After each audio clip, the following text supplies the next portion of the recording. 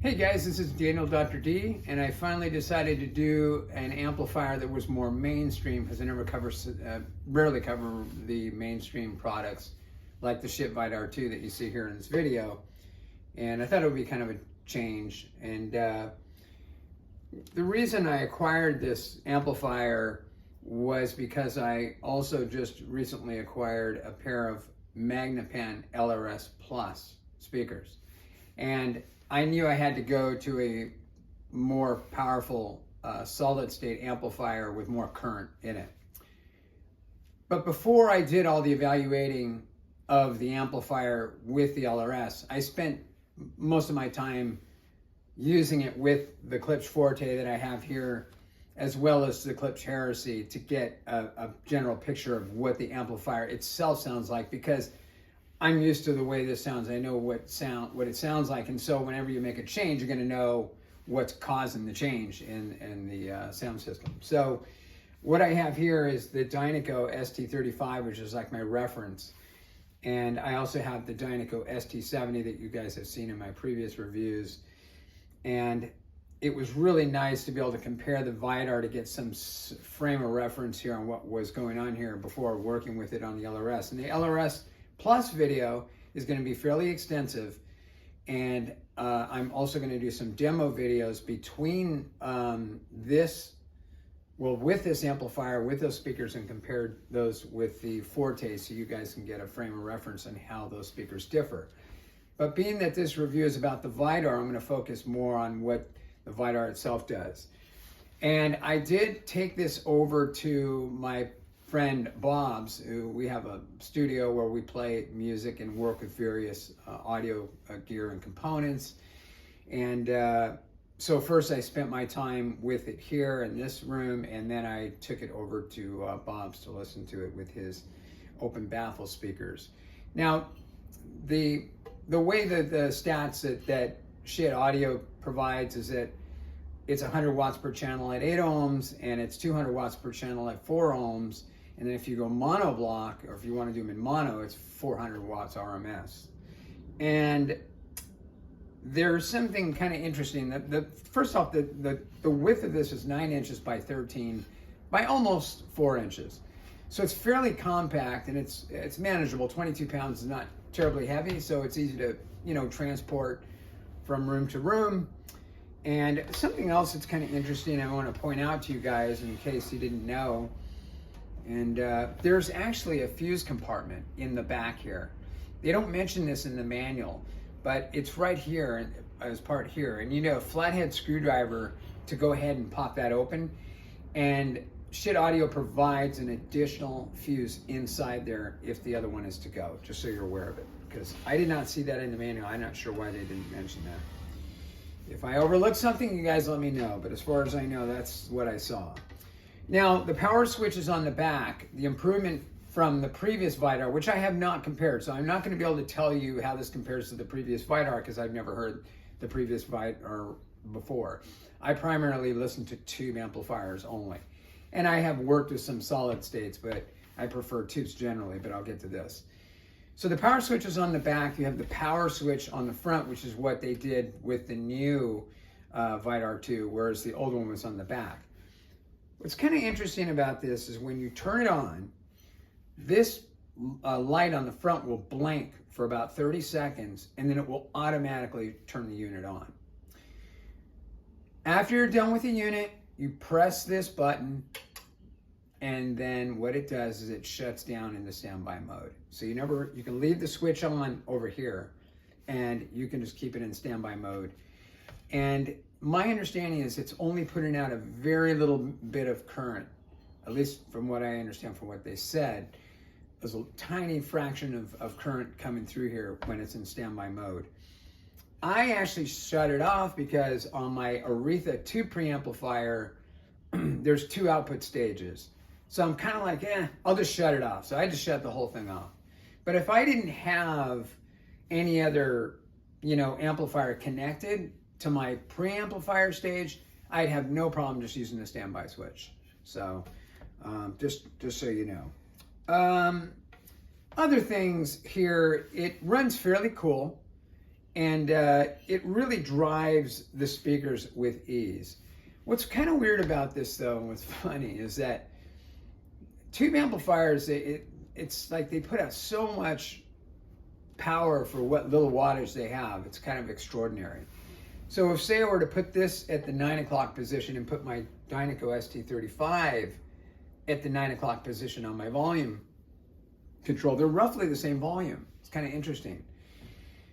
But what's happening, I think, here too, is that it's running in class A with these speakers because they're using so little current.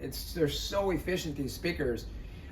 I don't hear any difference between class, the class A to B or whatever it is when you turn it up, whatever causes it to change, But it is extraordinary to me, how efficient these speakers are.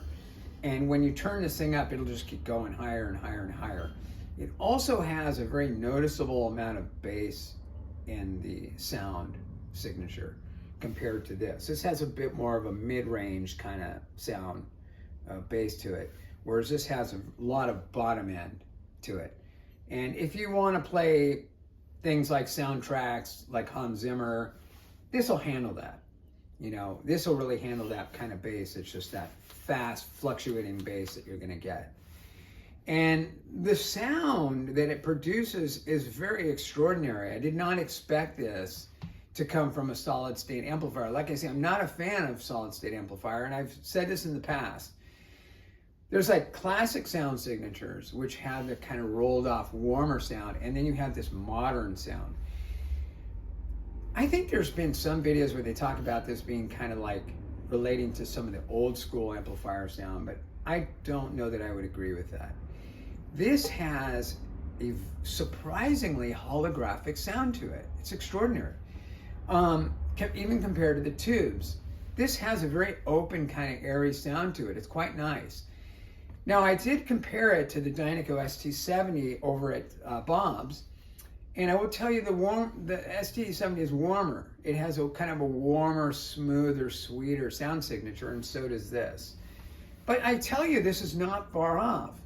And if you guys are on a budget, it's incredible the value that this thing puts out. Even my friend Bob, who has open baffle speakers and, tube amplifiers galore, he was quite surprised. We were both surprised at how good this thing sounded. I mean, really good. So I can see why people would be so attracted to this thing. And when you think about it, one of the other amplifiers I was looking at was the Parasound Halo, the A23 that my friend Luigi has one. Now, I wasn't as keen on that with the Heritage series.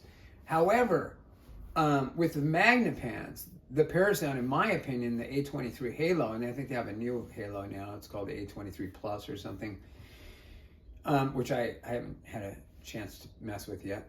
But that sounded really good with Magnepans, and so does this. What this does have, though, is more sparkle on the bottom end. I wouldn't say it has much mid-range, but Magnepans, which is what I got this for, have so much mid-range to begin with anyway in that top end. So it's quite an good match for the Magnepan, in my opinion. The other thing too is if you're going to run these in mono, you're going to have to use balanced inputs. That's the only way it does it, apparently. Now, if you have a preamplifier and you don't have balanced, output stage or whatever, they have adapters. I've never tried them. I don't know much about them, so you may have to do some research on it yourself. But if I were to go with these in mono and add another one, I would probably think about acquiring those adapters since my Aretha from Earhart doesn't have those balanced inputs in it. And the other thing too I was going to say is for the price of two of these, the Parasound, if you were to consider the A23, the Halo, that one is going to cost you about the same as what two of these would. And you get mono, you get the benefits of having it mono, and the additional power to boot. So that would be quite a match, I would imagine. Something to consider. Another thing that's kind of interesting, and this is what Bob and I were kind of perplexed by this, is that I think this amplifier is better than you guys are thinking. And I think this thing would stack up with some fairly expensive amplifiers. What's happening here is what I'm noticing is that there's a little talk about what preamplifier you use with it. And this makes a fantastic, can make an extraordinary difference in the sound quality if you're using a tube preamplifier like the Aretha from Earhart, which is what I was using. And the sound, that kind of has that beautiful warm sound. So it's like the two in combo, it is like a match in heaven with my Aretha from Earhart, and as well as the Dynaco Pass. Fantastic match. And if you take the time to invest in a good preamp, I think that's super important with this thing. I mean, the other option is if you want to save money, you can get a passive preamp stage. I think Schiit has that, Schiit Sis, and I have one of those as well. In my opinion, that one is playing the more of the true, it's going to have a little bit more roll-off, and it's going to play more of the true sound fidelity that the amplifier itself puts out, because it's like barely any circuit inside of a Schiit Sis. It's a $50, attenuator, and basically is what it is, and it has two input stages. But man, I was really surprised at how beautiful and holographic it sounded with the Heritage series here. Now, I'm not acquiring this unit to switch out. I'm still going to be sticking with tubes. I have no intention of going with this amplifier. If I was going to play soundtracks like, I mentioned Blade Runner or 2049 or Hans Zimmer or Batman Begins, those deep soundtracks with that deep, low bass, I would use this amplifier because, it's just going to be better suited for handling that. But you don't acquire tube amplifiers to listen to soundtracks anyway. They're very musical, these things. They're great for jazz. This plays very nicely with jazz, but I'm still going to be sticking with my tubes, like I said. So yeah, I really cannot say enough about how fantastic this is. If you go with the black finish, it saves you $50. They have the silver, that's $50 additional dollars for it. But I would invest in a good preamplifier stage. And something else I should tell you is that when I'm glad I have tone controls, because playing the tone controls flat with this amplifier, I just found it very, there were some situations where it just had too much bass. And I had to actually, I have two options. I could pull my speakers out, reduce the bass that way, or I could just, reduce the tone control. It's just easier to just nudge that bass down a little bit. You're going to get some records that have a lot of, top end on them that you may want to reduce. They're kind of shrieky sounding. You might want to reduce the treble. You can get yourself a Schiit Loki if you want, if you don't have tone control on your preamp. And the Schiit Loki will basically do that. I think they got a few different ones that you can consider. But overall, I'm super impressed with this amplifier, and I would highly recommend it. Stay tuned, because I'm going to be back shortly after this with these amazing Magnepan LRS Plus speakers in conjunction with this, and I'm going to do some sound demos, and really hope you enjoy it. Thanks for watching.